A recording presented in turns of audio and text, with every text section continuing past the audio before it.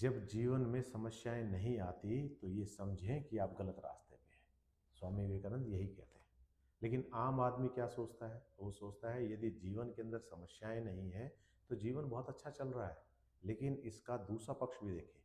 यदि जीवन में समस्याएं नहीं है तो इसका मतलब आप रुक गए, आप स्टेगनेंट हो गए और आप अवनति की ओर अब आप बढ़ेंगे, क्योंकि आपने अपने आप को कंफर्टेबल जोन के अंदर कैद कर लिया है। जिस व्यक्ति के जीवन के अंदर संघर्ष है, चुनौतियां हैं, वही आगे बढ़ेगा।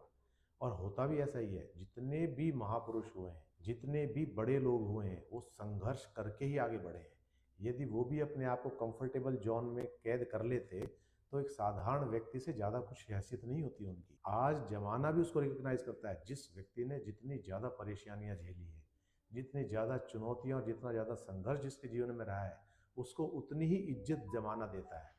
क्योंकि जब तक आपके अंदर लड़ने की क्षमता नहीं है तो आप आगे भी नहीं बढ़ पाएंगे।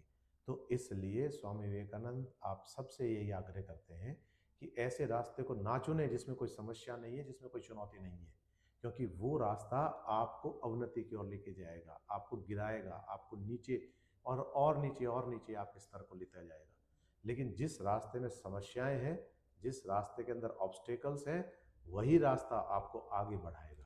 इस बात को यदि हम ध्यान कर लें तो और इन समस्याओं के साथ जीना सीख लें, इन समस्याओं को चुनौती के रूप में स्वीकार कर इस संघर्ष को अपने जीवन में अपना लें, तो वो दिन दूर नहीं है कि जब हमें पूरा समाज रिकॉग्नाइज करेगा और एक आदमी की पहचान कितनी समस्याएं, कितना संघर्ष उसने किया है, इसी से होती है। कितना आराम किया है और कितना कंफर्टेबल रहा है, इससे कभी नहीं।